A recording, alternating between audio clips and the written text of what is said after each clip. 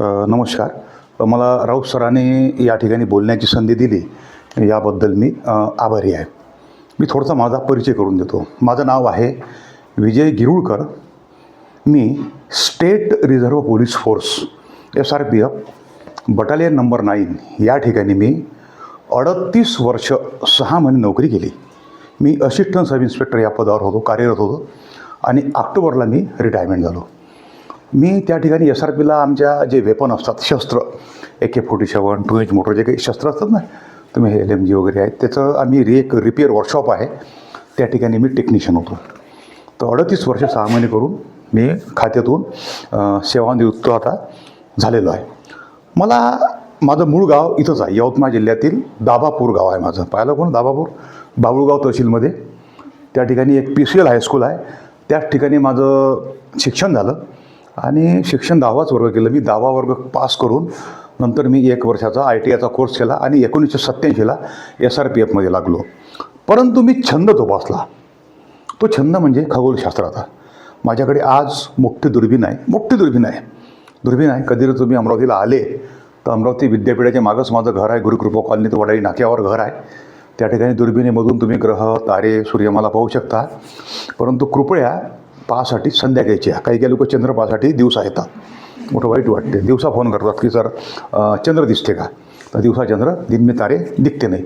आणि मी जवळपास 1995 म्हणजे 30 वर्षापासून पूर्ण महाराष्ट्रामध्ये MPSC UPSCला माझं गेस्ट लेक्चर येतो. मी तर यवतमाळला माझं इथं घर आहे, आईवडील असतात, इथं तर आलो. तुम्ही सराकडे माझे फार पुराणे संबंध आहे आणि चांगले आहे सर, शिकवणारे व्यवस्थितशीर आहे. तुमचं ग्रामरचं तुम्हाला माहितीच आहे आता, म्हणजे 1 नंबर आहे सध्या यवतमाळात. म्हणजे ग्रामरच्या बाबतीत म्हटलं की राऊत सरचं म्हणजे नाव आहे पूर्ण, असं नाही. राऊत सर त्याला काही दुसरा पर्याय नाही आहे, अतिशय चांगला आहे आणि ग्रामर हा महत्त्वाचा विषय तुम्हाला माहिती आहे. तर आज आपण या स्पर्धा परीक्षेमध्ये तुम्ही आल्यानंतर तुम्हाला खूप मोठा प्रश्न पडते की काय वाचायचं आणि काय नाही. तर सर्वात तुमचं बेसिक जे आहे हे बेसिक क्लिअर करणं जरुरी आहे. त्या बेसिकसाठी काय वाचा तुम्ही? बेसिकसाठी वाचा तुम्ही पुस्तकं, आपले शालेय पुस्तकं वाचलेच पाहिजे. आणि प्रश्न असे सोपे नाही विचारत. सोपे विचारते का? गेला जमाना. सोपे प्रश्न आता परीक्षेत विचारत नाही आणि सोप्या प्रश्नात तुम्ही पासही होत नाही. चपराशीच्या परीक्षेत सोपे विचारत नाही, बरोबर आहे. राज्यसेवेने आता अभ्यासक्रम बदली केला. सर्व म्हणजे तुम्हाला डीप नॉलेज पाहिजे आणि डीपवालाच पुरं टिकणार आहे, बरोबर आहे. ते म्हणतात ना, पावडर खाऊन तयार केलेली बॉडी टिकते काय? शेती विकून आलेला पैसा टिकते काय? आणि स्टँडवर भेटलेली गर्लफ्रेंड टिकते काय? नाही. हॅलो, हाय, तू कुठला मी कुठला? नॉलेज हे बिलकुल टॉपमध्ये, ह्याचं टिपमध्ये पाहिजे. तुम्हाला कोणीच विचारणार नाही की आता मोठा दिवस कोणता, लहान दिवस कोणता. तुम्हाला पक्का माहिती आहे 21 जूनचा मोठा आणि 22 डिसेंबर लहान. मग तुम्हाला जर मी हा प्रश्न केला की 21 जूनचा मोठा आणि 22 डिसेंबरचा लहान का? काय रिझन आहे त्याचं? रिझन माहीत पाहिजे की पृथ्वीचा अक्ष सूर्याच्या बाजूला 23.5 अंशाने कललेला आहे, बरोबर आहे. म्हणजे हे असं डीप उत्तर पाहिजे. तर म्हणून सांगतो, या स्पर्धा परीक्षेमध्ये तुम्हाला जर पास व्हायचं असेल तर डीपमध्ये वाचन करणं खूप काही लक्षवेध आहे. तुम्हाला 3-3 महिन्यात पुस्तक भेटते. मार्केटमध्ये खूप पुस्तक आले आहे. वाचन डीपमध्ये पाहिजे आणि तुमचं लक्षात नाही राहत. नवीन पिढीच्या तारखा लक्षात राहत नाही. आम्हाला जर म्हटलं का कोणी 5-50 तरीच्यावर काही लिहिलं बोर्डावर, तर आम्ही संध्याकाळी 8 वाजता तसंच लिहित होते. आमचे IQ, कारण IQ का, माझं शिक्षण काहीच नाही आहे. मी 10वा वर्ग पास व्यक्ती आहे. परंतु मी 30 वर्षापासून शिकवतो. माझ्याकडे 2000 पुस्तकाची लायब्ररी आहे. 2000 पुस्तकं आहे माझ्याकडे. मी इंजिनिअरिंगला शिकवतो. आत्ताच माझं 11:30 वाजता आज यवतमाळला गव्हर्नमेंट कोणतं B.Ed कॉलेजला लेक्चर आहे माझं. गव्हर्नमेंट B.Ed कॉलेज आहे ना, तिथे माझं व्याख्यान आहे. काहीच नाही. मी नेहमी सांगतो की पुस्तकाबरोबर प्रेम करा. मोहब्बत करना है तो किताबों के साथ करो. बदले में टूटा हुआ दिल नहीं, जुड़ा हुआ करियर मिलेगा, बरोबर. नाही तर चालूच आहे प्रेम, मैत्री, काही फायदा नाही आहे. या वयात जर तुम्ही प्रेम करत बसले तर प्रेम करायच्या वयामध्ये तुम्हाला आयुष्यभर मजुरी करायला लागेल की नाही. 2च वर्ष तुम्ही करा. त्या 2 वर्षात चालली इकडे निवडणा धरण, इकडे त्या मैत्रिणीने चहा बाजू दिले, ॲसिडिटी होऊन राहिली, पण लेकाचं प्रेम नाही टिकून राहिलं. काही फायदा नाही.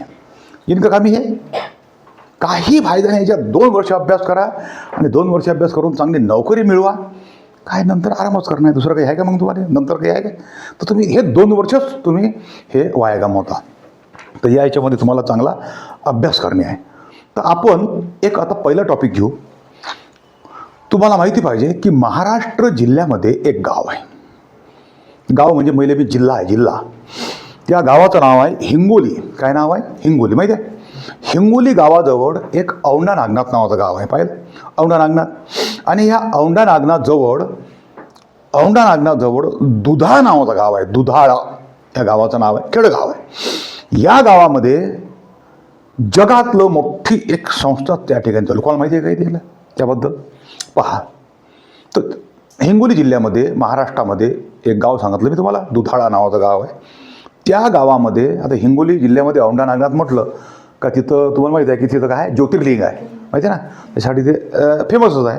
पण त्याची जवळ एक गाव आहे दुधाळा. त्या गावावर तुम्हाला अनेक प्रश्न विचारले, तुम्हाला अजून बऱ्याचशा लोकांना माहीत नाही. त्या ठिकाणी काय आहे पहा. त्या ठिकाणी म्हणजे गुरुत्वाकर्षण, म्हणजे त्याला इंग्रजीमध्ये काय म्हणतो आपण, ग्रॅव्हिटेशन वेव्ह, गुरुत्वाकर्षण लहरी शोधण्याचं केंद्र कुठे आहे, हे जर तुम्हाला प्रश्न विचारला तर तुम्हाला त्या गावाचं नाव लिहावं लागेल. तर त्या सेंटरला म्हणतात लिगो लॅब. काय म्हणतात? लिगो लॅब, लिगो लॅब. तर लिगोचा लॉंग फॉर्म आहे, लिगोचा तुम्हाला मी लॉंग फॉर्मही सांगतो, laser interferometer gravitation waves observatory. Laser interferometer gravitation waves observatory किंवा गुरुत्वाकर्षण लहरी शोधण्याचे केंद्र त्या ठिकाणी आहे. किंवा तुम्हाला जरी असाही प्रश्न विचारला की भारतामध्ये लिगो लॅब कुठं आहे, लिगो, किंवा तुम्हाला असाही प्रश्न विचारते की भारतामध्ये गुरुत्वाकर्षण लहरी शोधण्याचं केंद्र कुठं आहे, तर दोन्हीचं उत्तर कोणतं तुम्हाला मी तुम्हाला त्या गावाचं नाव सांगितलं आहे. आता प्रश्न असा आहे की गुरुत्वाकर्षण लहरी कुठं असतात, कुणी सांगते का? कुठं असन? खाली असन का वर असन? खाली आहे का पृथ्वी खाली असत? कुठं असन? वर म्हणजे कुठं घाटांजिल आहे वर, जिथं या विश्वामध्ये दोन ब्लॅक होल आहे, माहिती आहे ना, ब्लॅक होल त्याला मराठीमध्ये आपण काय म्हणतो, कृष्णविवर. जिथं ब्लॅक होल असतात, दोन ब्लॅक होल एकमेकाला टकरल्यानंतर तिथून गुरुत्वाकर्षण लहरी निर्माण होतात आणि त्या पृथ्वीवर आदळतात. असे गुरुत्वाकर्षण लहरी शोधण्याचे केंद्र पूर्ण जगामध्ये किती आहे एकूण? फक्त 2 अमेरिकेमध्ये आहे आणि तिसरं स्टेशन, जगातलं स्टेशन त्या ठिकाणी आहे. कोणतं? फक्त 2च अमेरिकेमध्ये आहे आणि त्या ठिकाणी आहे. मग तुम्हाला हा प्रश्न पडला की नाही? एवढे मोठे गाव आहे जगामध्ये, एवढे मोठे आहेत, आम्ही चेन्नई आहे, मुंबई आहे, कलकत्ता, काय कोणते गाव आहे, पण त्याच ठिकाणी केंद्र का खोललं? प्रश्न पडला की नाही? कोणाला उत्तर माहिती आहे का त्याचं? काऊन बघ, काय रिझन, काय व्हॉट इज रिझन, काय आहे त्याचं? फक्त कोणी सांगू शकते का? असा प्रश्न पडला पाहिजे विद्यार्थ्याला. पहा, त्याने काय केलं की जे गाव लिगो लॅब त्या ठिकाणी आहे अमेरिकेमध्ये, त्याच्या ते आता समजा इथं जर असलं त्याच्या ते विरुद्ध पाहिजे, ऑपोजिट एक, त्यामुळे तिथे बसलं. आणि एक गोष्ट, त्यांना 4 किलोमीटर असा पट्टा पाहिजे आणि 4 किलोमीटर असा पट्टा पाहिजे, असा आणि असा. या 4 किलोमीटरवरून आणि या 4 किलोमीटरवरून जगातलं कोणतंही विमान झालं नाही पाहिजे. प्लेन आहे कारण प्लेन जर गेलं तर गुरुत्वाकर्षण लहरी त्याला अटकतात. आणि त्या ठिकाणी एक असा काटा आहे, यल आकाराचा काटा आहे आणि या काट्यावरून कोणती विमानं वगैरे म्हणजे जातात, पण त्या बाहेरून जातात, त्या काट्यावरून ते जात नाही. अशी जागा त्या ठिकाणी त्यांना सापडली आहे आणि त्या ठिकाणी भूकंप होण्याची जी शक्यता आहे, हे थोडीशी कमी आहे. अशी जागा त्या ठिकाणी त्यांना सापडली, म्हणून गुरुत्वाकर्षण लहरी शोधण्याचं केंद्र त्या ठिकाणी खोललं. आता गुरुत्वाकर्षण लहरी आहे, विश्वामध्ये गुरुत्वाकर्षण लहरी आहे असं कोण सांगितलं? सर्वात पहिले कोण सांगितलं? तर हा व्यक्ती होता पहिले, तुम्हाला माहिती आहे, E = mc², अल्बर्ट आइन्स्टाईन, माहिती आहे ना, सापेक्षवादाचा सिद्धांत ज्यानं मांडला. तर त्यानं सर्वात पहिले जगामध्ये त्यानं सांगितलं की विश्वामध्ये कुठंतरी गुरुत्वाकर्षण लहरी आहे, पण याचा शोध लावू शकत नाही. व नंतर 1916 आता हे 25 आहे, 16 अमेरिकेचे 3 वैज्ञानिक बॅरिश, किप थॉर्न आणि रेनर वेस या 3 माणसानं या गुरुत्वाकर्षण लहरीचा शोध लावला आणि या शोधाबद्दल याला फिजिक्सचं नोबेल भेटलं, भौतिकशास्त्राचा काय भेटलं, याला नोबेल भेटलं. पहा, अल्बर्ट आइन्स्टाईन तुम्हाला माहिती आहे की जगात हुशार व्यक्ती होता. ज्यावेळेस तो मेला ब्रिटनमध्ये, त्यावेळेस त्याचं डोकं फोडलं, त्याच्या मेंदूचे 240 भाग केले आणि 240 तुकडे लोकांना वाटून दिले की तू तुकडा अभ्यास कर. नंतर 1 वर्षानं हे तुकडे आणले, कॉम्प्युटराइज पद्धतीनं जोडले, न्यूयॉर्क या ठिकाणी एक मोठं म्युझियम आहे. तुम्ही जर कधी अमेरिकेला गेले तर त्याचा मेंदू अजूनही ठेवला आहे. पहा, गेले तर पहा. जवळ आहे तुम्ही यवतमाळ. लांब आहे का?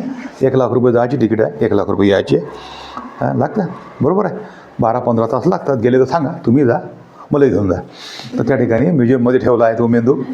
मग त्याचं असं उत्तर भेटलं की तो जगातला हुशार व्यक्ती का होता. कारण आपल्या काही सेरेब्रम भाग असतो, मेंदूमध्ये काही वळ्या असतात, राऊंड ऑफ सर्कल वळ्या त्या वळ्या त्याच्यामध्ये जास्त सापडल्या. त्याच्यामुळे तो जगातला म्हणजे विज्ञानाच्या बाबतीत सर्वात जास्त IQ वापरणारा. त्याला काही नाही, 2.5-3% त्यानं मेंदू वापरला. कोणं? जगातल्या हुशार माणसानं. तर आपल्या मेंदूचं काय? आला का नाही मोठा प्रश्न. जगातल्या हुशार माणसानं जर 3% वापरला तर आपला मेंदू कायच्यात बसत असन ह्या आपल्या यवतमाळवाल्याचा. मी यवतमाळचा आहे, त्याच्यापेक्षा जास्त असन का? किती असन? अरे त्याचाच 3% आहे, त्यानं वापरला म्हणजे 3%. आपला कायच्यात बसन? हां, मायनस येईन का प्लस येईन प्लस असं वाटते. मेंदूचा सर्व चुरा करून टाकला तुम्ही. दिवसभर मोबाईल. या मोबाईलमुळे तुमची विसरण्याची शक्यता खूप झाली. तारखा लक्षात राहत नाही. जेही तुम्ही दिवसभर काम करता ते 38 दिवस 40 दिवस लिहून पहा. जगातली कोणती तारीख लक्षात राहते. दिवसभर जे काम करता ते लिहून पहा ना. संध्याकाळी कोणत्या गाडीत बसलो, ॲटोचा नंबर कोणता होता, काय शिकवलं, तुम्ही काहीच नाही. गेले का झोपले. दिवसभर मोबाईल, पाणी पडेपर्यंत डोळ्यातून. बरोबर आहे, काही पास होत नाही. मोबाईल बनवणारा जिवंत असता तर दत्त चौकामध्ये फाशी लावून मेला असता, माहिती आहे ना. म्हणून एका कवीनं म्हटलं आहे की मुलीचं हृदय पाण्यासारखं असते, मुलाचं हृदय मोबाईलसारखं असते. मोबाईल पाण्यात पडला किंवा पाणी मोबाईलमध्ये पडलं तर वाट मोबाईलची लागते. पाण्याला काही टेन्शन आहे का? पण तरी एका मुलीनं उत्तर दिलं होतं, आजकाल अमेरिकन कंपनीनं वॉटरप्रूफ मोबाईल काढले. सांगा, त्याला काही उपाय आहे? तर लक्षात घ्या, आहे का? तर लोक काही हे बोलतात, तर लक्षात घ्या. हे झालं तुमचं तुम्हाला लिगल आहे. याच्यानंतर पुढचा पॉईंट घेऊ आपण. सूर्यावर एक भारतानं यान सोडलं आहे, माहिती आहे की नाही? सूर्यावर भारतानं, इस्रोनं, आपली संघटना इस्रो, काय नाव आहे? सूर्यावर भारतानं जे यान सोडलं ते यानाचं नाव काय आहे? आदित्य L1. काय आहे नाव? सेट व्हायला तुमची बॅच खतम होऊन राहिली तरी, जे की जरा कमजोर आहे, वाचा चांगलं. तर आदित्य काय? L1 सोडलं की नाही? सूर्यावर सोडलं. आता सूर्याचं त्याला आदित्य का म्हणते? पहिली गोष्ट, त्या यानाला आदित्य का म्हणते? तर सूर्यावर जे यान सोडलं आदित्य, त्याला आदित्य हे सूर्याला संस्कृतमध्ये नाव आहे. काय संस्कृतमध्ये नाव आहे? काय सूर्याचं नाव आहे? आदित्य. आता आला L1 पॉईंट. L1 पॉईंटबद्दल कोणी सांगते का? काय L1 पॉईंट काय? त्याला L2 कोण नाही म्हणत, किंवा त्याला A1 कोण नाही म्हणत, B1 कोण नाही म्हणत, कोणी सांगते का? पहा, इथं सूर्य आहे, इथं पृथ्वी आहे खाली. या पृथ्वीपासून हे सूर्याचं अंतर आहे 15 कोटी किलोमीटर आहे. 15 कोटी. परंतु हे 15 लाख किलोमीटर अंतरावर हे यान सोडलेलं आहे. यान 15 लाख. आता 15 लाख किलोमीटर अंतरावर काय L1 पॉईंट आहे. अच्छा, या युनिवर्समध्ये 4 ते 5 पॉईंट आहे की त्या पॉईंटवर जर जगातली कोणतीही जर वस्तू ठेवली तर ती वस्तू स्थिर राहते. काय राहते? स्थिर राहते. ते समोरही जात नाही आणि मागे येत नाही. आता पहा, सूर्य आहे, हे पृथ्वी आहे. इथं मधात जर यान ठेवलं, समोर जर यान गेलं असतं तर सुरुवातीचं ग्रॅव्हिटेशन फोर्सनं ते यान समोर गेलं असतं, ढकललं असतं. इकडे जर आलं असतं काय न ओढलं असतं? पृथ्वीनं. म्हणून असे त्या पॉईंटवर ती वस्तू काय राहते? स्थिर राहते. अशा या पॉईंटचा शोध फ्रेंच वैज्ञानिक लँग्रॅज यांनी लावला. म्हणून त्या पॉईंटचं नाव काय आहे? L1 point. काय नाव आहे? L1 point. आता त्या L1 पॉईंटवर काय काय वस्तू आहे? आपलीच वस्तू नाही आहे आदित्य L1, तर आपली आदित्य L1 आहे. आणि जगातली सर्वात मोठी आकाशातली टेलिस्कोप आहे एक. त्या टेलिस्कोपचं नाव आहे जेम्स वेब टेलिस्कोप. काय नाव आहे? त्याच पॉईंटवर आहे. आणि 1400 फोटोग्राफ आपल्याकडे, आपलं आदित्य L1 आपल्याकडे फोटोग्राफ पाठवत आहे. म्हणजे सूर्याचे रोज 1400 फोटोग्राफ ते आपल्याकडे पाठवत आहे. आणि त्याचं विश्लेषण घेणं चालू आहे की सूर्यावर काही वादळ असतात, सूर्यावर काही सौरडाग असतात, सौरडाग वाढतात का, काय कंडिशन आहे सूर्याची आहे. चला, हे अशा पद्धतीनं तुमचं आदित्य L1. याच्यानंतर तुम्ही एक प्रश्न ऐकला आहे की भारताचे कोणते यान जे सोडतात, कोणत्या गावून सोडतात? यवतमाळहून सोडते का? कधी पाहिलं का बडनेरा, अमरावती, वलगावहून एखादं यान सोडलं का? मुंबईहून सोडते, अहमदाबादहून सोडते, कुठून सोडते हे यानं? भारताचे यानं सर्व कुठून सोडले जातात? हां, श्रीहरिकोटा. कोण सांगलं? श्रीहरिकोटा. कुठं आहे श्रीहरिकोटा? कोणत्या राज्यात आहे श्रीहरिकोटा? आंध्र प्रदेशमध्ये. बरोबर आहे. त्या श्रीहरिकोट्याचं नाव आहे सतीश धवन अंतरिक्ष केंद्र श्रीहरिकोटा. बरोबर आहे. आणि इस्रोचं मुख्यालय कुठं आहे? बंगलोर. सतीश धवन. मग मदत तुम्ही हा प्रश्न नाही केला का? मला प्रश्न नाही पडला की भारतातले सर्व यानं श्रीहरिकोट्याहूनच का सोडले जातात? हां, कधीच नाही पडला. अजून जिंदगीत प्रश्न नाही पडला. मग कधी पडून प्रश्न? काऊन व्हा? लक्षात घ्या, त्या ठिकाणी श्रीहरिकोट्याला समुद्रकिनारा आहे एक. मग मुंबईला समुद्र आहे ना, आहे की नाही? का मुंबईला काही वाळवंट आहे का? हां, समुद्र आहे. कोणते तरी यान बिघडलं तर त्या समुद्रामध्ये ते यान म्हणजे नाही तर मग आता दत्त चौकातून सोडलं तर आपल्या इकडे पकडून रविनगरमध्ये पडून इकडे माझ्या घरावर. बरोबर आहे. तर पहिली गोष्ट, त्या ठिकाणी समुद्रकिनारा आहे मेन, आणि त्या ठिकाणी पृथ्वीचं ग्रॅव्हिटेशन फोर्स कमी आहे. काय? पृथ्वीचं ग्रॅव्हिटेशन फोर्स कमी आहे. आता कमी आहे, हे गुरुत्वाकर्षण बल कमी आहे. आता कोणतं तरी यान सोडलं तर हे त्याला कमी ओढून ना पृथ्वी, म्हणजे हे यान काय जाईल? सरळ सरळ जाईल. आणि जास्त ओढलं तर जास्त ओढून ना खाली, त्याच्यामुळे इंधन त्याला जास्त लागेल ना. त्या ठिकाणी इंधन कमी लागते आणि पृथ्वीचं ग्रॅव्हिटेशन फोर्स कमी आहे. आता दुसरा प्रश्न आहे की श्रीहरिकोट्यालाच ग्रॅव्हिटेशन फोर्स पृथ्वीचं कमी काय? त्याचं उत्तर थोडंसं वरच्या लेवलचं आहे. पृथ्वीचे जे काही चुंबकीय विषुववृत्त असतात, त्या चुंबकीय विषुववृत्तापासून ते ठिकाण काय आहे? जवळ आहे. काय आहे ते ठिकाण? जवळ आहे. आणि त्या ठिकाणी म्हणून कोणतं? श्रीहरिकोट्याला आहे. चला, चंद्रयान सोडलं भारतानं 3. बरोबर आहे. चंद्राच्या दक्षिण ध्रुवावर उतरणारा जगातला पहिला देश झाला. अत्यंत खडबड भाग आहे. त्या भागामध्ये जर उतरलं म्हणजे कठीण उतरणं आहे. अनेक लोकांना, नासानं प्रयत्न केले, युरोपीय स्पेस एजन्सीनं प्रयत्न केले, पण कोणत्याही देशाचं यान म्हणजे यान नाही उतरलं. यान नसते उतरत. यानावर एक लँडर असते, लँडर. आपलं जे यान सोडलं, यान चंद्राभोवती फिरून राहिलं. असं यान चंद्राभोवती फिरून राहिलं आणि इथून समजा 100 किलोमीटर चंद्र आहे, वर यान आहे. यान नाही उतरलं. यान उतरलं का तिथं? काय उतरलं? लँडर. काय नाव होतं त्या? चंद्रावर. तुम्हाला परीक्षेमध्ये प्रश्न विचारला आहे. चंद्रावर चांद्रयान 3मध्ये कोणतं लँडर चंद्रावर उतरलं? काय नाव द्या? 2 मार्क गेले वाया. विक्रम. काय होतं? विक्रम लँडर होतं ते. विक्रम साराभाई त्याचं नाव दिलं. काय होतं? चंद्रावर उतरलेल्या लँडरचं नाव काय होतं? विक्रम. विक्रम नावाचं लँडर चंद्रावर उतरलं. आणि विक्रम यान लँडरवर उतरल्यानंतर त्या विक्रममधून तुम्ही जर पाहिलं असं तर विक्रमचा दरवाजा खोलला आणि त्याच्यातून एक गाडी निघाली. गाडी, ती अशी गाडी चंद्रावर चालली, बग्गीच आहे. झालं. तर त्याचं नाव आहे रोव्हर. काय नाव आहे ते? रोव्हर. रोव्हर नाव आहे. आणि रोव्हर म्हणजे त्याचं नाव आहे प्रज्ञान. काय नाव आहे? प्रज्ञान नावाचं रोव्हर त्या ठिकाणी ते असं फिरलं आणि त्याचा खूप काही डाटा आपल्याकडे आला, म्हणजे इस्रोकडे आला. आता पुढची मोहीम जाणार आहे आणि पुढचं भारताचं यान आणखी एक यान जाणार आहे ह्या पुढच्या या वर्षात. तर त्याचं नाव राहील गगनयान. काय नाव राहील? गगनयान. 3.60 टन वजनाचं यान भारतानं तयार केलं आहे. कोणाची जगातली टेक्नॉलॉजी वापरली नाही, म्हणजे अमेरिकेची नाही वापरली, रशियाची नाही वापरली. 3.5 टन वजनाचं यान बनवलं. त्या यानामध्ये एक AI जाईल. AI, artificial intelligence. तर अंतरिक्षात जाणारा भारताचा पहिला रोबोट कोणता? मला अनेक वेळा प्रश्न विचारला. तर त्याचं नाव आहे व्योममित्र. काय नाव आहे? व्योममित्र. हा जाईल, रोबोट जाईल आणि त्याच्यामध्ये 2 माणसं जाईल. आता एक शुभांशु शुक्ला नावाचा माहिती आहे तुम्हाला? शुभांशु शुक्ला अमेरिकेत गेला. अमेरिकेच्या त्या यानामधून तो वर स्पेस सेंटरमध्ये गेला आणि त्यानं अनुभव घेतला. तर शुभांशु शुक्लासुद्धा जाईल. कोणत्या यानामध्ये? भारताच्या. म्हणजे ते एक ट्रेनिंग गेलं त्याला तिथं नासानं. ते ट्रेनिंग करून वापस आला. भारतीय वायुसेनेमध्ये तो पायलट आहे.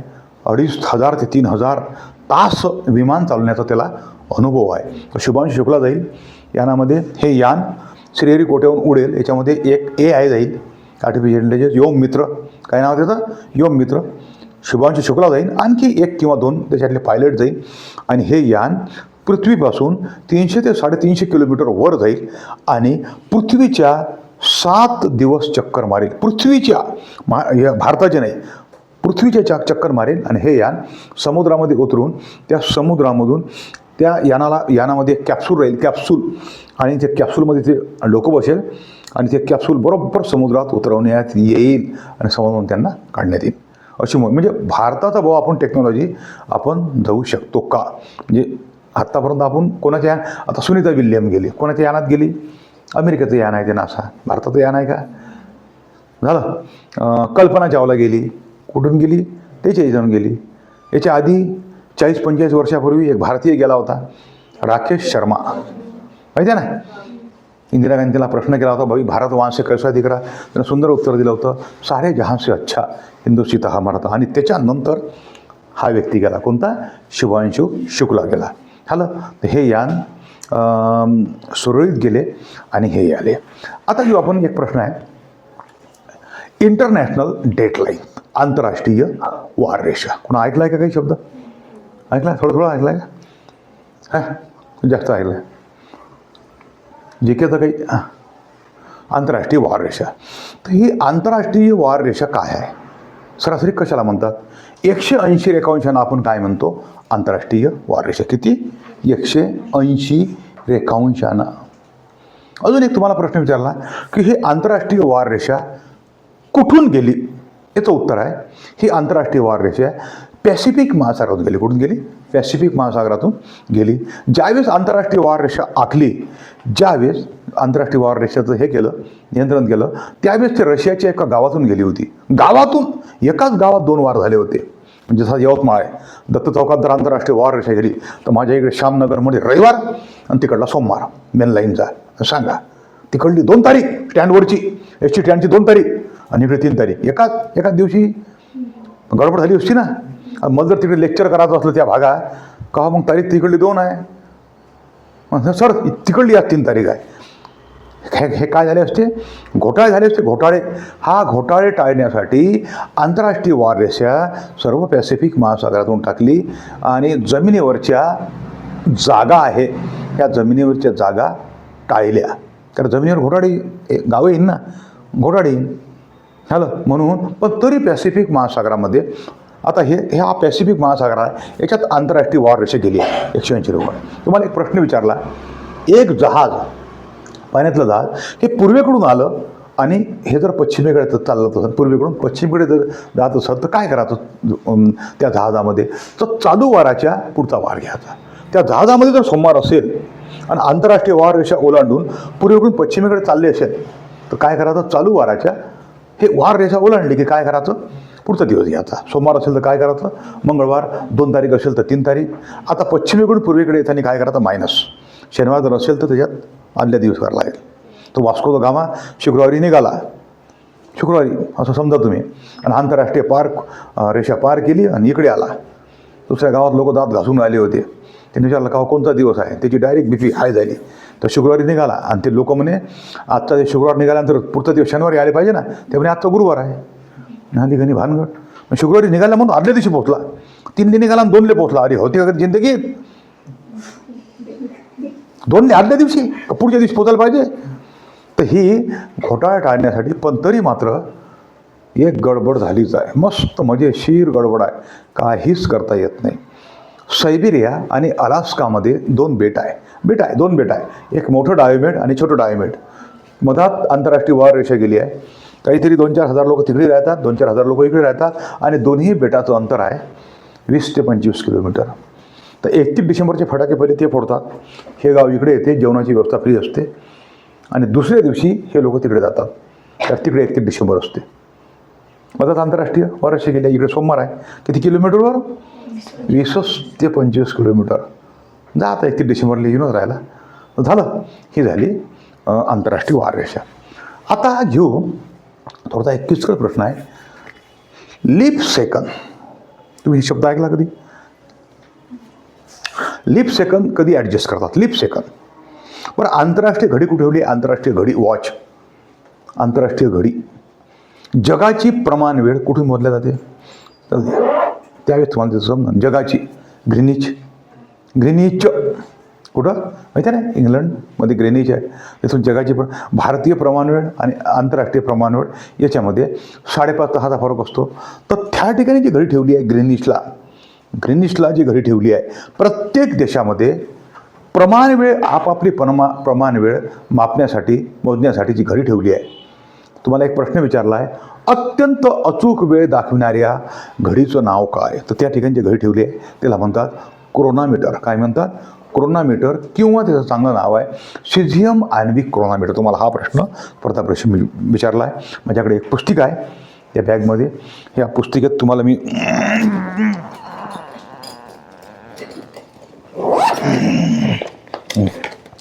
हे पुस्तिका आहे माझ्याकडे. या पुस्तिकेमध्ये सर्व डिटेल्स टाकला आहे. मस्त ज्याला घ्यायची आहे ते घेऊ शकतो. 50 रुपयाची पुस्तिका आहे. याचा नंबर आहे 39वा नंबर आहे. 39,000 पुस्तिका माझ्या नोट्समधून घ्या. स्वतः डीप संशोधन करून आहे. 3-4 प्रश्न याच्यात हमखास विचारतात. 50 रुपयाची पुस्तिका आहे. ज्याला घ्यायची ते घेतील. कोणी कंपल्सरी कोणावरही बंधन नाही. तर त्या ठिकाणी ती घडी ठेवली आहे. ती घडी कशावर चालते? अणूवर चालते. कशावर चालते? अणूवर. आणि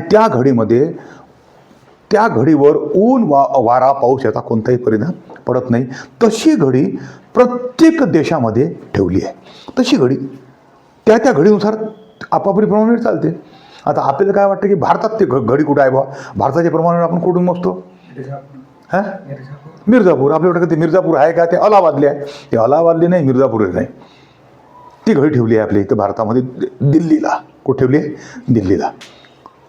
त्या दिल्लीला तुम्ही गेले तर त्या दिल्लीचं सेंटरचं नाव आहे, मी ते पाहून आलो आहे, नॅशनल फिजिकल लॅबोरेटरी. काय नाव त्याचं? त्या ठिकाणी ती घडी ठेवली आहे. आणि अशी घडी कशावर चालते? ती अणूवर चालते. कशावर चालते? अणूवर काढते. अणू माहिती आहे ना?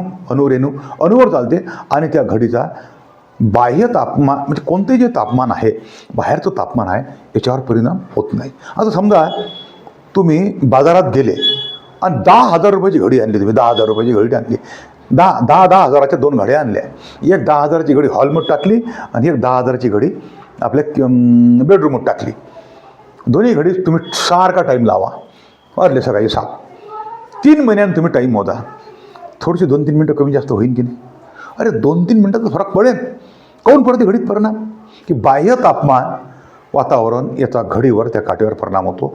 परंतु हे जे आंतरराष्ट्रीय घडी आहे, या घडीवर काहीतरी कोटी वर्षानंतर, लाखो वर्षानंतर परिणाम, हजारो वर्षानंतर परिणाम होऊ शकतो. नॉर्मल परीक्षण एवढी घडी ती ॲक्युरेट आहे. त्याच्यामध्ये बिलकुल सेकंदाचाही फरक पडत नाही. परंतु कधीकधी आंतरराष्ट्रीय घडीमध्ये आपल्याला 1 सेकंद मागं पुढं करावं लागते. त्या घडीमध्ये 1 सेकंद वाढवणं किंवा कमी होणं यालाच म्हणतात काय? लीप सेकंद ॲडजस्ट करणे. कधी काय म्हणते याला? लीप सेकंड ॲडजस्टमेंट करणे. आता ती घडी मागापुढं कधी होईल? कोणती? ती घडी कुठली? आपल्या त्या इंग्लंडची मी तुम्हाला सांगितलं घडी, त्याही घडी आहे. मग आता कधी होते? सुनामी आणि भूकंप ज्यावेळेस होते त्यावेळेस पृथ्वीचा फिरण्याचा वेग कमी जास्त होतो. पृथ्वीचा 2004मध्ये जी सुनामी झाली भारतामध्ये, त्यामुळे पृथ्वीचा फिरण्याचा वेग 3 मायक्रोसेकंद कमी झाला. असा ज्यावेळेस वेग कमी होतो त्यावेळेस त्या घडीवर परिणाम होतो. तर आता तुम्ही म्हणा मग पृथ्वी जर फिरते याच्यावर लक्ष कोण द्यायची? ती घडी लक्ष देते का? त्या घडीचा काही संबंध नाही आहे. पृथ्वी बरोबर फिरून राहिली की कमी जास्त होऊन राहिली याच्यावर लक्ष देणारी एक फ्रान्समध्ये संघटना आहे. फ्रान्सची राजधानी, कोणती राजधानी आहे? पॅरिस. या ठिकाणी एक संघटना आहे इंटरनॅशनल, त्या संघटनेचं नाव आहे international earth rotation and reference system service. ही संघटना त्याच्यावर लक्ष देते. कशावर? पृथ्वीचा कमी जास्त वेग होऊन राहिला का? आणि पृथ्वीचा जर कमी वेग झाला तर त्या सेकंदामध्ये फरक पडते. तर तिथं त्या घडीमध्ये सेकंद ॲडजस्टमेंट करायला लागते. कधी? 1 सेकंद. आता मग 1 सेकंद भरला काटा कधी करता येईल का? नाही. समजा आता सुनामी झाली, कुठंतरी समुद्रात सुनामी झाली, आज दिवस झाले, आज समुद्र झाला, पृथ्वीचा वेग कमी झाला. मग आता पृथ्वीचा वेग कमी झाल्यानंतर आताच करायला पाहिजे लगेच घडीत? नाही. ते फक्त वर्षातून 2च वेळा करतात. जुलै महिन्याच्या शेवटी आणि 31 डिसेंबरच्या रात्री. बरोबर आहे. 31 डिसेंबरच्या रात्री 2च वेळा तो त्या घडीमध्ये लीप सेकंद ॲडजस्ट करता येतात. मागच्या वेळेस कितीतरी सेकंद आता हे होता 1 दिवस, आता त्याच्यामध्ये 1 सेकंद वाढवला आहे. मागच्या वेळेस काहीतरी 7-8 वेळा त्याच्यामध्ये ॲडजस्टमेंट केला. आणि आता जर काही सुनामी किंवा काही कुठे जगात कुठे जर झाला असेल, त्याच्यामध्ये पृथ्वीच्या रोटेशनमध्ये जर फरक पडला असेल, तर आता मदत नाही करणार. कधी करतील? 31 डिसेंबरच्या रात्री. आणि त्या घडीनुसारच सर्व जगाच्या घड्या सेटिंग करावं लागतं. नाही तर कसं आहे, घडीत परिणाम झाला, विमान हे कॉम्प्युटर घडीवर चालते सर्व, त्याच्यामध्ये फरक पडून 1 सेकंद म्हणजे कमी थोडी झाला काय. तर आलं लक्षात? लीप सेकंद ॲडजस्ट करणे. आलं का नाही लक्षात? झोपून आलं ना? झोपले काही लोक नाही ना? झालं. याच्यानंतर मग येते, आपण पाहू की आपली जी आकाशगंगा आहे, या आकाशगंगेचं नाव काय? आपल्या आकाशगंगेचं नाव आहे मिल्की वे. काय नाव आहे? मिल्की वे, किंवा मराठीमध्ये काय दिला? दुधीगंगा म्हणतो. आता इथं आपली आकाशगंगा आहे, त्याला सटकून त्याच्या जवळ दुसरी आकाशगंगा आहे. आपल्या आकाशगंगेच्या जवळची आकाशगंगेचं नाव काय? तर त्याचं नाव आहे अँड्रोमेडा. काय नाव आहे? अँड्रोमेडा. म्हणजे मराठी सांगतो देवयानी. आणि आपली आकाशगंगा एवढी लांब आहे, आपल्या आकाशगंगेच्या एका कोपऱ्यापासून जर आपण जातो म्हटलं पुढच्या कोपऱ्यापर्यंत, तर आपल्याला एका सेकंदाला जर आपली गाडी 3 लाख किलोमीटर चालली, म्हणजे कशाचा वेग आहे? प्रकाशाचा वेग आहे. तर आपल्याला आपली आकाशगंगा पार करण्यासाठी 1 लाख वर्ष पाहिजे. जास्त नाही. किती जास्त पाहिजे का? 1 लाख वर्ष पाहिजे आपली आकाशगंगे. मग तुम्ही म्हणाल का आपण विश्वामध्ये, आपण म्हणतो माझ्या घडी गाडी आहे, शेती आहे, वाडी आहे, 10-20 फ्लॅट आहे. विश्वामध्ये आपलं स्थान किती आहे? किती मोठी आहे विश्वामध्ये? मुठभर रेती घ्या मुठभर आणि फेकून द्या. त्याच्यातला एक दाणा घ्या आणि तो मिक्सरमध्ये बारीक करा. त्याच्यातलं एक स्थान म्हणजे पृथ्वी. शून्य आहे. आहे का? काही आहे का वर स्पेसमध्ये महत्त्व? इथंच महत्त्व आहे यवतमाळात. हा घरी ह्या मुख आहे, तमुख आहे, तर काहीच नाही. शून्य आहे आपण. बरोबर आहे? विश्वामध्ये आपण काय आहे? शून्य आहे, नगण्य आहे. तुम्ही म्हणा की मी म्हणा काहीच नाही आहे. तर आपल्या सूर्यमालेचा शोध 1540 कोपर्निकस यांनी लावला. कोण लावला? कोपर्निकस यांनी लावला. त्यावेळेस आपल्या सूर्यमालेमध्ये एकूण ग्रहाची संख्या किती होती? 9 होती. बरोबर आहे? अजूनही लोक 9 ग्रहाची पूजा करून राहिले. म्हणजे अजून तेली माहीत नाही या लोकांना एक ग्रह काढला म्हणून. त्याला एका ठिकाणी कार्यक्रम, त्याला मी कालच सांगितलं, अरे हुट हा फॅक मोठा 9वा ग्रह नाही ना? नाही हो म्हणे, आहेच म्हणे आमच्या म्हणजे तुमच्या आहे तर काही मोठं वेगळं नाही. त्याने 9 बनवलेच त्यानं. ते आट्याचे काहीतरी एका धार्मिक कार्यक्रमाला गेलो तुम्ही, तर लक्षात घ्या किती ग्रह आहे? 8. आपला प्लुटो सूर्यमालेमधून आपण काढून टाकला. 24/8/2006 झेकोस्लोव्हाकियाची राजधानी प्राग येथून त्याला काढलं. का काढलं? डेफिनेशन ऑफ प्लॅनेट, ग्रहाची व्याख्या नवीन पद्धतीने केली. आणि नवीन पद्धतीने केलेल्या व्याख्येमध्ये हा ग्रह बसत नाही. कशी व्याख्या केली? आणि अशी जर व्याख्या केली नसती तर 4-5 ग्रहाचा शोध लावून तयार आहे. उदाहरणार्थ पॅसिडॉन, 4-5 तरी ग्रहाला मान्यता द्यावं लागली असती. म्हणजे 10-12 ग्रह झाले असते सूर्यमालेमध्ये. त्याने केली डेफिनेशन. ग्रह कसा पाहिजे? ग्रह गोल पाहिजे. एक ग्रह आपल्या ऑर्बिटमध्ये फिरायला पाहिजे. तुम्हाला नेहमी प्रश्न विचार, हा 8 वेळा प्रश्न विचारला MPSCनं. ग्रह आपल्या ऑर्बिटमध्ये किंवा कक्षेमध्ये कोणाच्या नियमानं फिरतात? कोणाचा नियम आहे तो? केप्लर. किंवा कोणाचा नियम आहे? केप्लर. हा प्रश्न विचारला PSI ऑल ठिकाणी हा प्रश्न विचारला आहे. केप्लरचे एकूण किती नियम आहे? 3 नियम आहे. किती नियम आहे? 3 नियम आहे. केप्लरच्या नियमाने हा ऑर्बिटमध्ये फिरत नाही, तो कक्षा ओलांडतो, तो ग्रह गोल नाही. आणि त्याला स्वतःचं ग्रॅव्हिटेशन फोर्स पाहिजे. कसाचं? स्वतःचं ग्रॅव्हिटेशन फोर्स पाहिजे. आणि तो त्या मान्यामध्ये बसला नाही, म्हणून त्याची मान्यता काढली. याच्यानंतर आहे आपला सूर्य. सूर्य हा तप्तवायूचा गोळा आहे. पृथ्वीपासून सूर्याचं अंतर 15 कोटी किलोमीटर आहे. किती आहे? 15 कोटी किलोमीटर सूर्याचं अंतर आहे. याला आपण मराठीमध्ये किंवा खगोलशास्त्राच्या भाषेमध्ये याला 15 कोटी किलोमीटर म्हणत नाही, याला म्हणतात 1 AU. काय म्हणतात? AU. म्हणजे 1 AU म्हणजे 1 ॲस्ट्रॉनॉमिकल युनिट. म्हणजे किती? 15 कोटी किलोमीटर. सूर्याचं अंतर 1 दिवस कमी असते, वर्षातून 1 दिवस जास्त असते. दरवर्षी 3 जानेवारीला पृथ्वी सूर्य अंतर हे कमीत कमी असते आणि 4 जुलैला जास्त असते. कारण पृथ्वी सूर्याभोवती फिरत असताना हिची कक्षा गोल आहे का? कशी आहे हिची? लंबवर्तुळाकार कक्षा आहे. त्याच्यामुळे दरवर्षी 3 जानेवारीला थोडासा 1 दिवस कमी जास्त होऊ शकते.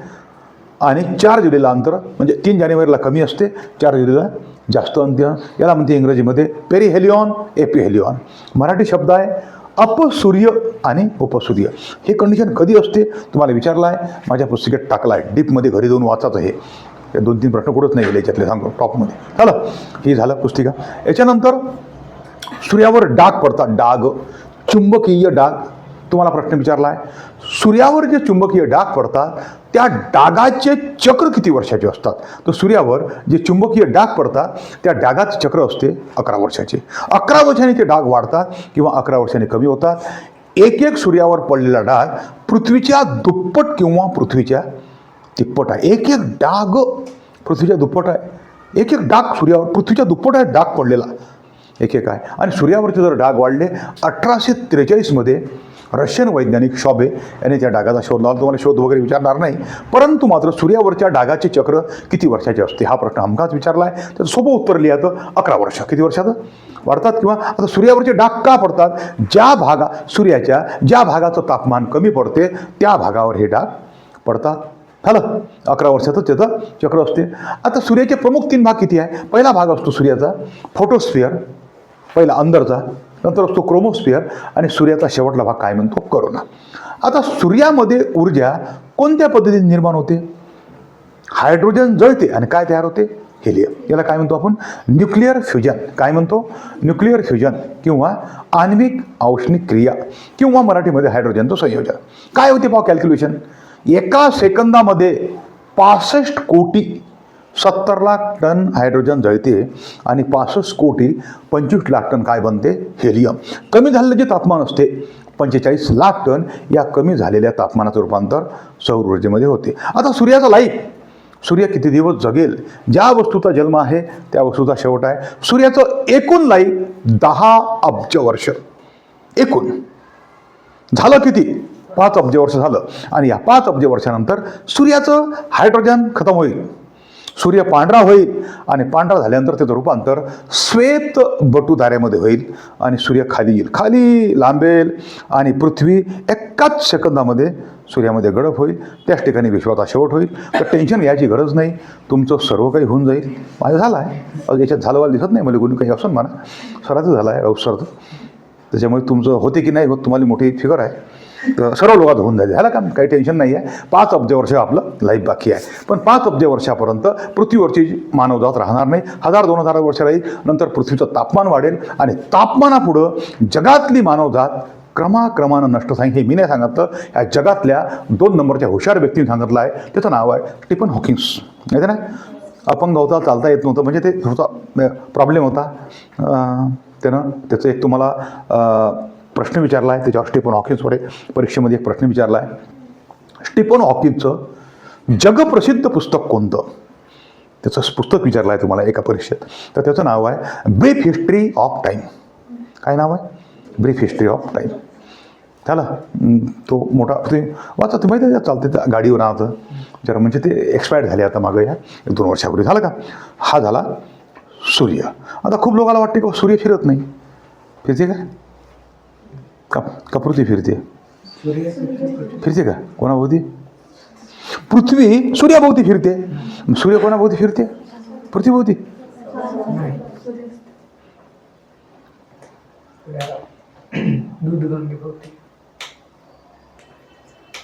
आपली जी आकाशगंगा आहे मिल्की वेच्या मध्याभोवती सूर्य चक्कर मारतो. सूर्याला आपल्या आकाशगंगेभोवती एक चक्कर मारण्यासाठी 225 दशलक्ष वर्ष लागतात. यालाच म्हणतो आपण कॉस्मिक इयर. काय म्हणतो? Cosmic year. बस आपल्या सूर्याचे 20 चक्कर राहिले आता फक्त. पण तुम्हाला हे माहीत नाही, 20 चक्कर राहिले आहे. 20 चक्कर नंतर खतम होईल. पण एक चक्कर 23 कोटी वर्षाचा आहे. किती राहिले? एक चक्कर 23 कोटी वर्ष लागते. किती राहिले? 20 चक्कर राहिले. झालं. आता सूर्यानंतर पुढचा ग्रह येते मर्क्युरी. बुध. मर्क्युरी इंग्रजीमध्ये सर्वात फास्ट ग्रह, वेगवान ग्रह. सूर्यापाशी आहे जवळ. सूर्यापाशी जरी जवळ असला तरी हा उष्ण नाही आहे. सर्वात वेगवान ग्रह आहे, कारण 88 दिवसात सूर्याला एक चक्कर मारतो. बुध काही वेळा पश्चिमेकडे किंवा पूर्वेकडे असा दिसतो, थोडा वेळ दिसतो. मी सुद्धा खगोल एवढा मोठा अभ्यासक आहे, पण मी फार वेळ भूत पाहिला. विशिष्ट अँगल आल्यावर असा टिंब दिसतो आपल्याकडे. जे दुर्बीण आहे माझ्याकडे मोठी अमरावतीला, SRP आमच्या शेजारी राहतो मी, गुरु कॉलनीत राहतो, त्या ठिकाणी वडाई नाक्यावर दुर्बीण आहे. तुम्ही आले तर येऊ शकता एखाद्या वेळ. तर बुधानंतर मग येते शुक्र, विनस.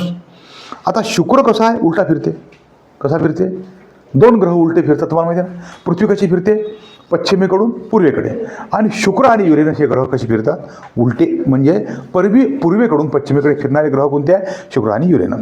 शुक्रवार गेले तर 122 दिवसाचा दिवस आहे, 122 दिवसाची रात्र आहे. ज्याला फार झोपाची गरज असेल, झोप उठतच नाही, त्याने शुक्रावर जायचं आणि 122 दिवस झोपा, मस्त झोपा. 122 दिवस आराम करा. झालं.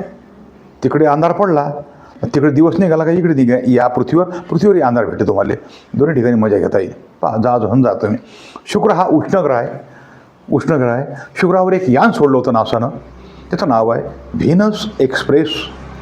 3 ते 4 मिनटं ते थांबणार होतं आणि नंतर जळणार होतं. नंतर ते जळणारच असतं, पण काहीच नाही, 1 ते 2 मिनटातच ते यान जळून गेलं. एवढा तो शुक्र उष्ण आहे आणि तिथलं वातावरण दाट आहे. सर्वात चमकणारा ग्रह आहे तो, सर्वात चमकणारा, सर्वात उष्ण आणि पृथ्वीपासून सर्वात जवळचा ग्रह कोणता? तर त्याचं उत्तर आहे शुक्र. 25.5 कोटी किलोमीटर तो अंतरावर आहे तो, बरोबर आहे.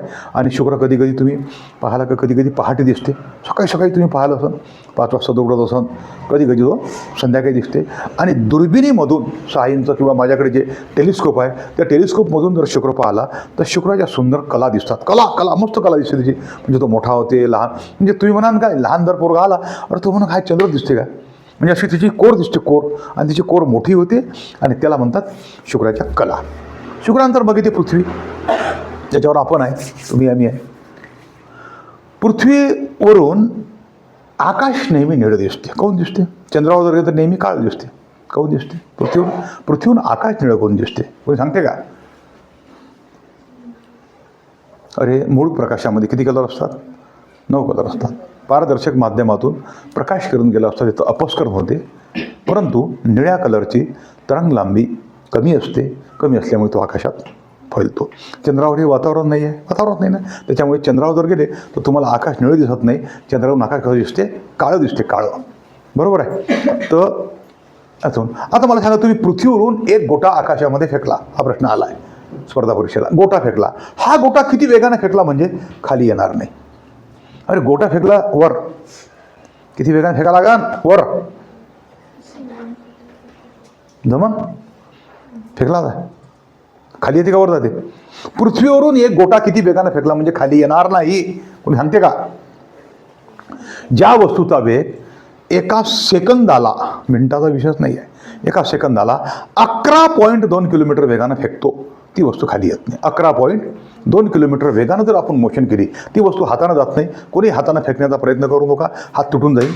सॅटेलाईटनं वगैरे जातात ते वस्तू, किंवा अग्निबाण वगैरे याचा वापर करावा लागते. 11.2 किलोमीटर. तर त्याला म्हणते पृथ्वीचा मुक्तिवेग. काय म्हणते? मुक्तिवेग.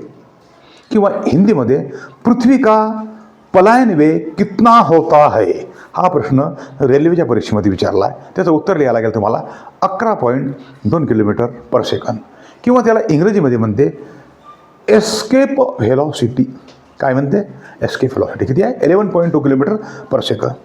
आता पृथ्वीवर एक आपण अर्थ डे साजरा करतो, वसुंधरा दिवस साजरा करतो, माहिती आहे ना? अर्थ डे साजरा करतो. कधी असतो हा? 22 एप्रिल.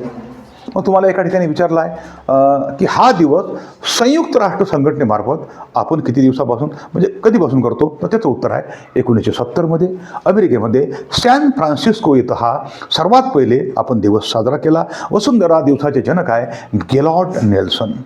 त्या माणसानं ज्या दिवसाची सुरुवात केली. आता पृथ्वीचं वय किती आहे? तसं तर माझं वय 60 रनिंग आहे. पृथ्वीचं वय किती आहे?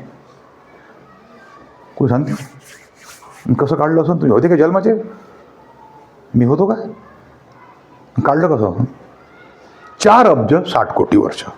मग कसं काढलं असं वय? पृथ्वीची वय काढण्याच्या वैज्ञानिक पद्धतीचं नाव कोणी सांगते का? विद्यार्थी एखादा कोणत्याही पुराण्या वस्तूची वय काढण्याची पद्धत आहे कार्बन डेटिंग. काय नाव आहे? Carbon dating. आणि पृथ्वीची वय काढण्याची पद्धत आहे युरेनियम डेटिंग. काय नाव आहे? Uranium dating. या पद्धतीनुसार पृथ्वीचं वय निघालं आहे 4 अब्ज 60 कोटी वर्ष. पृथ्वीवर काही पदार्थ असतात युरेनियम, त्या युरेनियमचं रूपांतर काही अब्ज वर्षानंतर शिशामध्ये होते. पदार्थाचा हाफ लाईफ इयर याच्यानुसार पृथ्वीचं वय निघालं आहे 4 अब्ज 60 कोटी वर्ष. किती वर्ष? 4 अब्ज 60 कोटी वर्ष. झालं. आता पृथ्वीवर भूकंप येतात, सुनामी येतात. माहिती आहे भूकंप काय येतात? पृथ्वीच्या खाली लाव्हारस आहे, या लाव्हारसावर तरंगणाऱ्या 7 टेक्टॉनिक प्लेट्स आहे. या प्लेट हालचाल करत असतात म्हणून भूकंप होतात. पण तुम्हाला नेहमी विचारतं की एका देशामध्ये सर्वात जास्त भूकंप होतात कुठून?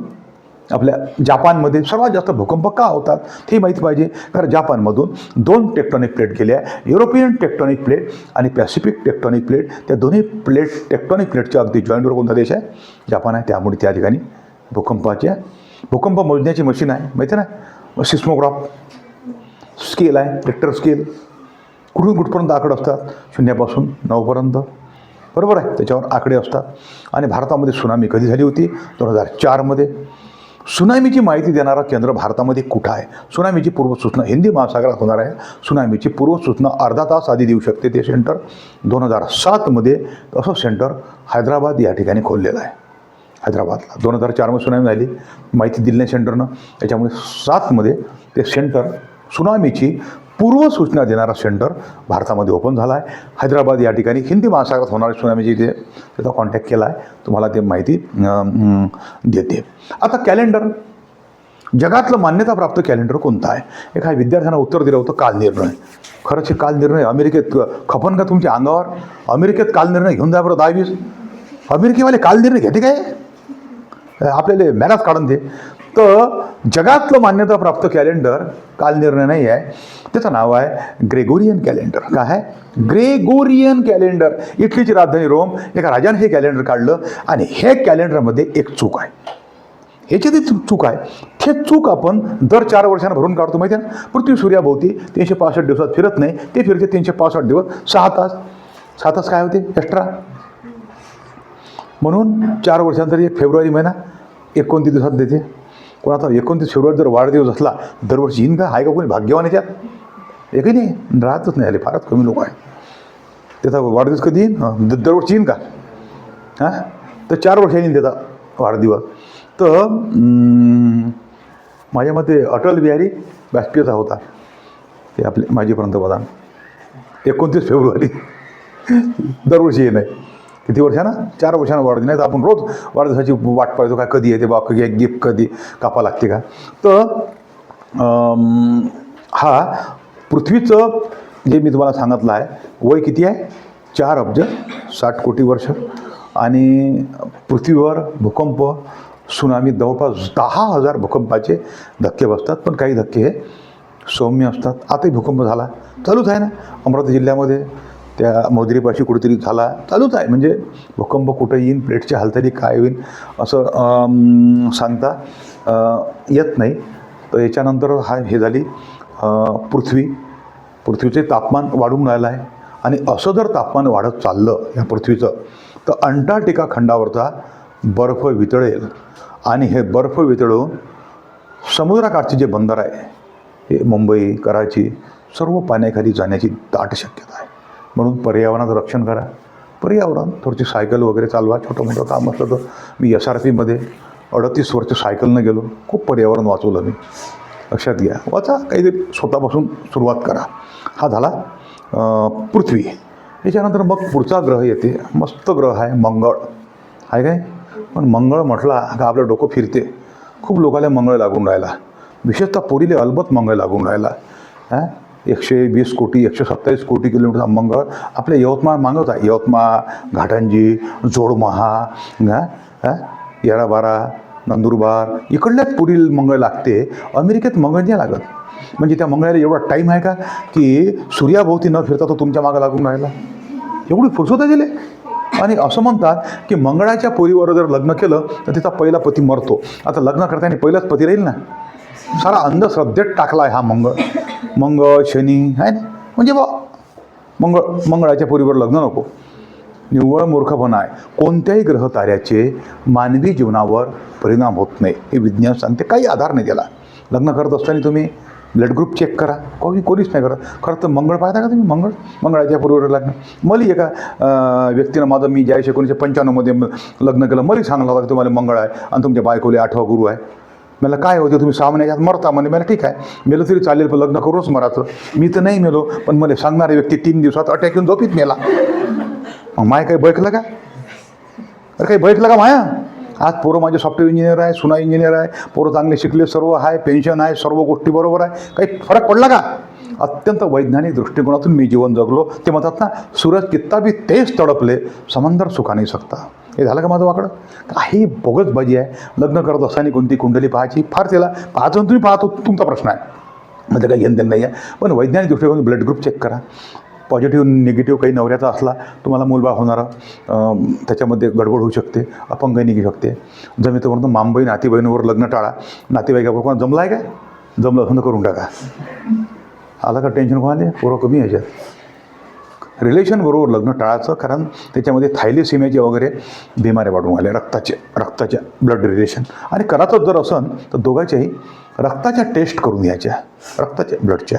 आणि अजून एक नवीन संशोधन आलं आहे, ज्यावेळेस तुमची बहीण, कोणीतरी तुमचे नातेवाईक दवाखान्यामध्ये ॲडमिट असते, एखादा मुलगा किंवा मुलगी होते, किंवा त्या मुलाचा नाळ येते, माहिती आहे का? नाळ, तो नाळ 7 दिवसानंतर पडतो, बाहेर पडतो, त्याला आपण जमिनीमध्ये गाडतो. परंतु आता नाळ गाडण्याची गरज नाही. त्या नाळामध्ये आणि बाईच्या ॲम्ब्रिओमध्ये म्हणजे गर्भामध्ये या 2 अवयवामध्ये स्टेम सेल असतात. काय असतात? स्टेम सेल, मूळ पेशी. नाक, कान, डोळा त्या याच्यामध्ये बनतात. तर आता तो डॉक्टरला डायरेक्ट सांगायचा आहे का आम्हाला नाळ जतन करून ठेवायचा आहे, जतन करून ठेवायचा आहे. तर डॉक्टरला सूचना दिल्यानंतर एक भारतामध्ये चेन्नई या ठिकाणी सर्व ते नाळ ठेवलेले आहे सुरक्षित. त्या नाळाचं लाईफ असते 60 वर्ष. किती वर्ष असते? 60 वर्ष राहते. आणि कोणी फुकटात ठेवणार नाही. म्हणजे बा ह्यान घेऊन जा म्हणून तो काही विनाकारण हमाली करून का, तर त्याचे 25 का 30 हजार रुपये रेट होते. आता काहीतरी 75च्या जवळपास 70 ते 75 हजार रुपये रेट भरावा लागेल. आणि तो नाळ 60 वर्षापर्यंत तुमच्या बाळाचा कुठं राहील? चेन्नईला 60 वर्ष लाईफ आहे. समजा तुमचा बाळ मोठा झाला, त्याचा पाय जरी ॲक्सिडेंटमध्ये कटला, तरी त्या नाळाच्या पायाच्या स्टेम सेलमधून प्रयोगशाळेमध्ये पायसुद्धा बनवता येईल. आणि विशेषतः त्याला जर एखाद्या बाळाला, तुमच्या मुलाला 8वीत गेला, 9वीत गेला, त्याला जर ब्लड कॅन्सर झाला, ब्लड कॅन्सर, आज काय आहे, तुम्हाला 2 मुलंही नाही ना, हम 2 हमारे एकच आहे. त्याला बोन मॅरो कोणाचं द्यान तुम्ही? बोन मॅरो माहिती आहे ना, हाडाच्या पोकळीमध्ये असते. तर आता त्या नाळामधून बोन मॅरो RBC आणून म्हणजे तुम्हाला ब्लड कॅन्सरसुद्धा दुरुस्त होता येईल. त्याच्यामुळे भविष्यात तुमची जे काही डिलिव्हरी होईल 5-50 वर्षात होईनच ना कोणाची, 50 वर्षात नाही, लय झाले 50 वर्ष, मरून जात नाही 50 वर्ष, 50 वर्षात. तर काय तुमच्या बहिणीचे, तर हे तुम्ही आम्ही तर आमच्या काळात जमिनीत गाडले, कारण माहीतच नाही ना, छिद्र पाडलं का टाकले जमिनीत. आता लोक टाकूनच राहिले जमिनीत. पहा कोणाकडे बजेट असेल तर पहा. पण समोरच्या जेनेटिकली मुलाला बिमाऱ्या होण्यापासून वाचू शकते, लक्षात घ्या. झालं. हा झाला तुमचा. मंगळाला 2 चंद्र आहे, फोबस आणि डिबोस 2 चंद्र आहे. मंगळ हा नेहमी लाल दिसते. मंगळाच्या मातीमध्ये आयरन ऑक्साईडचं प्रमाण जास्त आहे. मंगळाचे जे 2 चंद्र आहे, फोबस आणि डिबॉस, त्या चंद्रावर जर मंगळाच्या चंद्रावर तुम्ही क्रिकेट खेळायला जर गेले, क्रिकेटचा बॉल कुठेही फेका, 2-3 मिनटात तुमच्यापाशी येते. एवढे लहान चंद्र आहे ते, बिलकुल लहान चंद्र आहे. फोबस आणि डिबॉस चंद्र आहे. मंगळ लाल दिसते. मंगळावर जगातला कोणताही व्यक्ती गेला नाही, फक्त यान गेले आहे. ना, अमेरिकेचं यान गेलं, भारताचं यान गेलं. परंतु आनंदाची गोष्ट, अमेरिकेचे नवरा बायको 2 थोड्याच दिवसामध्ये, काही 2-4 वर्षामध्ये मंगळावर जाईल.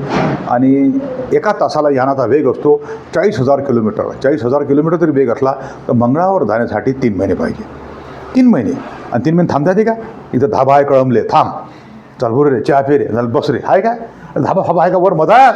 गेला वर डायरेक्ट येते मंगळावर. 3 महिने जाणे आणि 3 महिने येणे. आणि 6 महिन्याच्या वर, आणि नियम आहे अंतरिक्षाचा की 6 महिन्याच्या वर जगातला कोणताही व्यक्ती मंगळावर राहू शकत, म्हणजे अंतरिक्षामध्ये राहू शकत नाही. 6 महिन्याच्या वर जर तुम्ही राहिले तर तुमची उंची 2 इंच वाढते. पोलिसमध्ये आरामात भरती होता येईल. पण आहे का उंची कमी? स्पेसमध्ये उंची आणि हाडं हे झिजून पडतात. तर आता 2 माणसं आहे, अमेरिकेचे नवरा बायको आहे, त्यांचं ट्रेनिंग एका ठिकाणी चालू आहे. खतरनाक ठिकाण आहे जगामध्ये, प्रशांत महासागरावर, हवाई बेटावर. मौना लोवा हा ज्वालामुखी आहे. ह्या ज्वालामुखीच्या परिसरात त्यांचं ट्रेनिंग चालू आहे. का ट्रेनिंग त्या ठिकाणी चालू आहे? तिथला भाग आणि मंगळाचा भाग काय आहे? सेम आहे. अशा भागात ते ट्रेनिंग चालू आहे.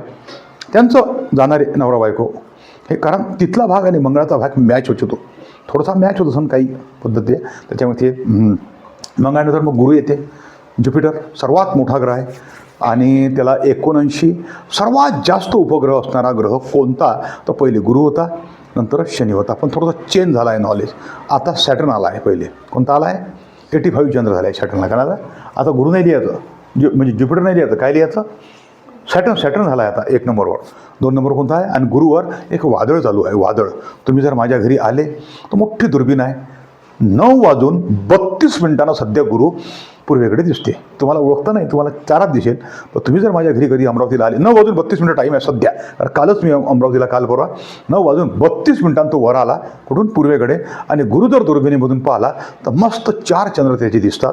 त्या चंद्राचे नाव आहे युरोपा, गॅनेमिड, आयो आणि कॅलिस्टो. आणि त्यावर एक तुम्हाला वादळ पाहता येते. गुरुवर एक वादळ आहे 300 वर्षापासून. त्या वादळाचं नाव आहे ग्रेट रेड स्पॉट. काय म्हणतात त्याला, तुम्हाला जर प्रश्न विचारला की लाल कलरचा धब्बा कोणत्या ग्रहावर आहे किंवा ग्रेट रेड स्पॉट कोणत्या ग्रहावर आहे, तर त्याचं उत्तर आहे गुरुवर आहे. गुरुचा सर्वात मोठा चंद्र आहे गॅनेमिड. तुम्हाला एक प्रश्न अजून आला आहे, आपल्या सौरमालेमध्ये जे उपग्रह आहे, ग्रहाचा विषयच नाही आहे, कोणता उपग्रह सर्वात मोठा आहे, तर त्याचं उत्तर काय, गॅनेमिड. हा प्रश्न आला आहे. गॅनेमिड हा कशाचा उपग्रह आहे, गुरुचा.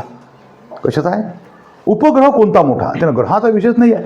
तर त्याचं उत्तर, हे आले प्रश्न आहे, हे सर्व ह्या पुस्तिकेत मी माझ्या टाकलेले आहे. गॅनेमिड नावाचा उपग्रह आहे. गुरुवर वादळ चालू आहे. ते वादळ समोरही सरकत नाही, मागेही सरकत नाही. का सरकत नाही, त्याचं उत्तर तर सध्या मी देऊ शकत नाही. चालू आहे प्रयत्न, समोर मागं नाही.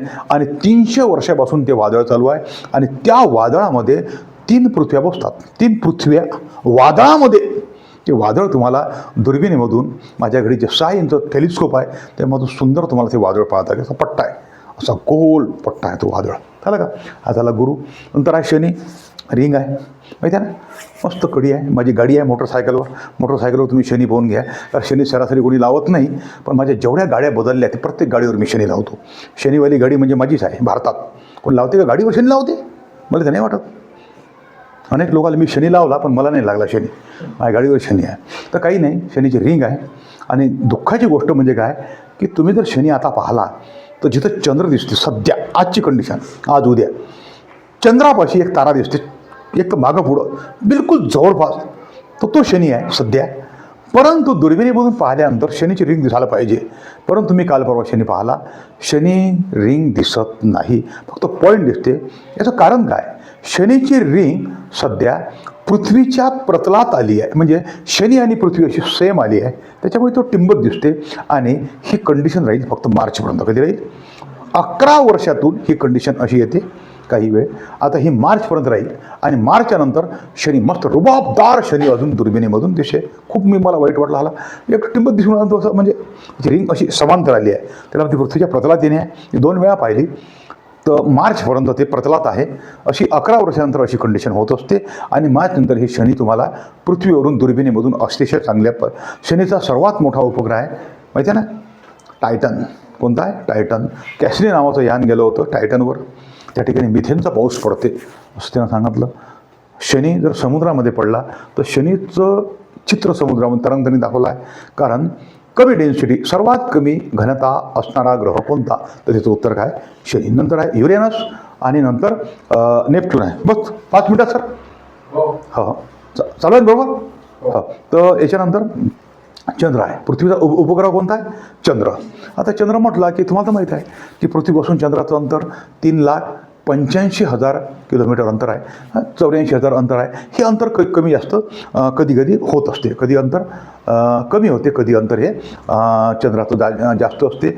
आणि पृथ्वीवरून जर तुम्ही चंद्र पाहिला तर तुम्हाला पृथ्वीवरून चंद्राचा हा 59% भाग पाहता येतो. किती टक्के, 41% भाग तुम्ही पृथ्वीवरून पाहू शकत नाही. का पाहू शकत नाही, त्याचं उत्तर एकच आहे, चंद्राची परिवलन आणि चंद्राची परिभ्रमण दोन्ही गती कशी आहे, सारखी आहे. पण चंद्र म्हटला की प्रेम कहाणीवाल्याने चंद्र खूप डोक्यावर घेतले. बरेचसे मित्र म्हणतात मैत्रिणीला की तुझ्या डोळ्यात मला चंद्र दिसते, त्याच्या डोळ्यात चंद्र दिसते, परंतु लग्नाच्या आधीच दिसते. लग्न झाल्यानंतर या माणसाच्या दोन्ही डोळ्यात मरेपर्यंत सूर्य दिसते. माझ्या डोळ्यात सध्या सूर्य दिसून राहिला. माझं वय 60 वर्ष रनिंग आहे. झालं, एक पोरगा म्हणे त्या पोरीला तुझ्यासाठी चंद्र आणू का, ते म्हणे काहीच नको आणू, गुपचूप बस. त्या बांबू गार्डनमध्ये अमरावतीच्या 3-3 वेळा म्हणे हा पोरगा चंद्र आणू का, त्या पोरीचा दिमाग आऊट झाला आणि ते म्हणे चंद्र जर आणला तर पृथ्वीवरती तो आहे बाप फिरन का. तर त्या पोट्या लेखाचा बिमार पडलो 2 महिने. ते बरोबर आहे जे बोललं ते, तर असं आणता येत नाही. बरोबर आहे ना.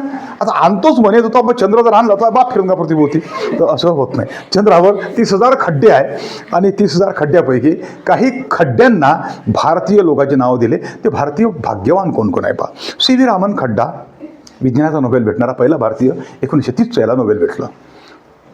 विक्रम साराभाई, होमी जहांगीर भाभा आणि एक खड्डा आहे कुछ कुछ होता है. शाहरुख खानचं नाव एका खड्ड्याला नासानं दिलं आहे. 2 नोव्हेंबर 2009 रोजी शाहरुख खान, माहिती आहे ना, शाहरुख खानचं मला सांगायची गरज नाही, नाव दिलं. का दिलं भाऊ शाहरुख खानचं नाव? तुम्हाला मोठा आफत पडली झाला, वैज्ञानिक नाही काही नाही, आता वेगळंच काम आहे याचं फील्ड.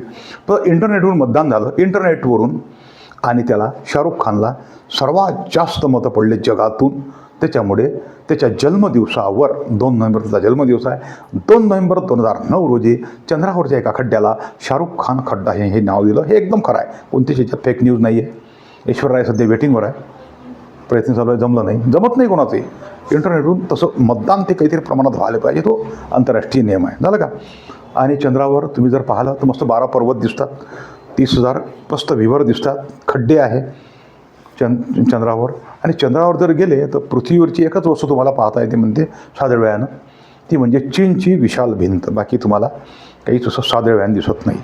चंद्रावर ज्या जागी आपलं भारताचं म्हणतो अपोलो 11 यान गेलं माहिती आहे ना 1969 त्या जागेवर त्या ज्या जागी ते यान उतरलं त्या जागेचं नाव आहे सी ऑफ ट्रँक्विलिटी. काय आहे त्याचं नाव? C of tranquillity. मराठीमध्ये त्याचं नाव आहे शांतीसागर. काय नाही नाव शांतीसागर. त्या जागी त्याचं नील आर्मस्ट्रॉंगचं पाऊल तसंच आहे. काही कोट्यावधी वर्षानंतर ते पाऊल तसंच राहील, कारण चंद्रावर ऊन नाही, पाऊस नाही, काहीच नाही. जसं आहे तसं ते राहील. मस्त द्या. आता तुम्ही जर चंद्रावर गेले एखाद्या वेळेस तर त्याचं पाऊल पहा. आणि आनंदाच्या गोष्टी म्हणजे आता स्पेसमध्ये हॉटेल तयार होऊन राहिले.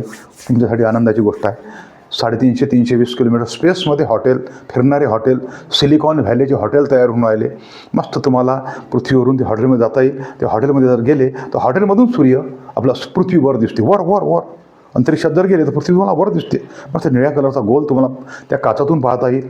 झालं. 2 समोसे आणि गुपचूप. आणि 1 दिवस जर मुक्काम करायचा असला त्या हॉटेलमध्ये तर त्या हॉटेलची रेट फार कमी ठेवली आहे, जास्त नाही, म्हणजे आपल्या यवतमाळवाल्याच्या लोकाला परवडलं पाहिजे. पहा, तिकीट काढून ठेवा. त्याचा रेट हा 1 दिवसाचा फक्त 5 कोटी रुपये. त्याला जायचं असेल ते जाऊ शकता. 5 कोटी रुपये जाऊ द्या. फिरणारे हॉटेल चालू व्हायले, जाऊ द्या. फिरणाऱ्या हॉटेलमध्ये तुम्ही तिथं जाऊ शकत नाही, कुठं वर जे आहे. पण एक हॉटेल पृथ्वीवर आहे फिरणारं. मला माहीत आहे का? जवळच आहे तुमच्या गावाच्या. गुजरात राज्यामध्ये कोणी गेलं होतं का? त्या हॉटेलमध्ये जाऊन आलो मी, कॉफी घेऊन आलो. सुरत गुजरात. सुरतमध्ये मार्केट लाईन आहे. त्या मार्केट लाईनमध्ये एक फिरणारं हॉटेल आहे. जरूर कोणाला विचारायचं फिरणारं हॉटेल कुठं आहे. मस्त जास्त नाही, 60-70 रुपये खर्च करू शकता. चहा प्या, मस्त फिरते. पाऊस जर चालू असताना ते हॉटेल फिरत नाही. त्या ठिकाणी मी जाऊन आलो आहे. तर हे फिरणारे हॉटेल चालू होऊन राहिले. हे झाला. याच्यानंतर तुटता तारा. की म्हणतात तारे तुटतात, तारे तुटत नाही. तुटत्या ताऱ्याला विशेषतः मुली मनातली इच्छा मागतात.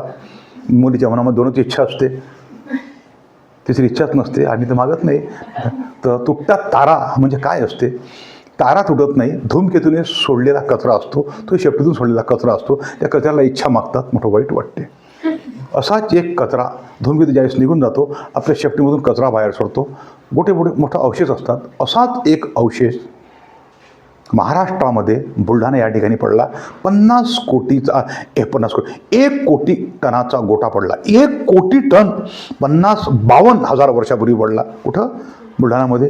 1823 J.E. अलेक्झांडर या माणसाने त्याचा शोध लावला. असे उल्कापाताचे जगामध्ये 3 सरोवर आहे. सर्वात मोठं सरोवर आहे जगातलं बोसुमोत्वी घाना. 2 नंबर लॅब्राडोर कॅनडा. आणि आशिया खंडातलं सर्वात मोठं सरोवर आहे हे तुमचं लोणार. जरूर जा, एक दिवस सुट्टी असल्यामुळे जा लोणार सरोवराला जा. तिथं पहा, तिथं मंदिर आहे, सर्व बाकीच्या पहा गोष्टी घ्या. तिथं कसं आहे त्याचं थोडंसं पहा. तिथून तुम्ही माझ्याकडे जर मी तिथं एक बेसॉल्ट खडकाचं बनलं आहे, ते मी माझ्याकडे नमुनाही आणला आहे घरी. तुम्ही पहा, माझ्या घरी एका जिओलॉजिस्टनं मला हे दिला आहे नमुना, हा झाला आहे. आता सुनीता विल्यम, कल्पना चावला स्पेसमध्ये गेली. स्पेसमध्ये जाऊन कल्पना चावला येत असताना एक्सपायर्ड झाली. यानामध्ये अजूनही लोकांना काही माहीत नाही की काय भानगड आहे. तर या पृथ्वीपासून 320 किलोमीटर अंतरावर 16 देशाच्या सहभागानं 1998मध्ये एक स्पेस सेंटर तयार झालं वर. ISS इंटरनॅशनल स्पेस स्टेशन वर बनलं. ते स्पेस स्टेशन 91 मिनिटामध्ये पृथ्वीला चक्कर मारते. किती मिनिटात? 91 मिनिटामध्ये एक चक्कर मारते. 27,744 किलोमीटर एका तासाला ती फिरते. वरच सेंटर आहे, फुटबॉलचं ग्राउंड एवढं आहे. त्या सेंटरवर लोक जातात, 6 महिने राहतात आणि 6 महिन्यानं परत येतात. मग त्या सेंटरवर जायचं कसं? सेंटर तर खाली येत नाही. पृथ्वीने एक यान, त्या सेंटरचे 6 महिने लाईफ झालं का पृथ्वीने एक यान जाते. हे यान त्याला 36 तासानं चिपकते. हे लोक तिकडे जातात आणि हे लोक इकडे येतात.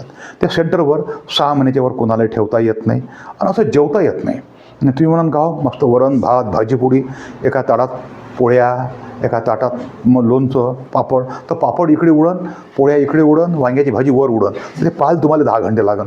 तर असं जेवण वरण भात भाजीपोळी असं जेवता येत नाही. आपली जी कोलगेट पेस्ट असते, आपण पेस्ट, त्या पेस्टच्या रूपात जेवण असते.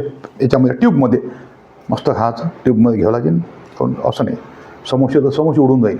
पण तिथं चमची 12 फूट लांबीची असते. पण कोणाकडे उडलंय समोसा तर चमच्याले बटन दाबली की 12 फूट लांबीचा चमचा होतो. त्याच्यामध्ये कोणती पडलेली उदाहरण तर तिथं जरी उडलं, ते पोरगी बसली आहे तिथूनही काढता येते 12 फूट अशी व्यवस्था असते.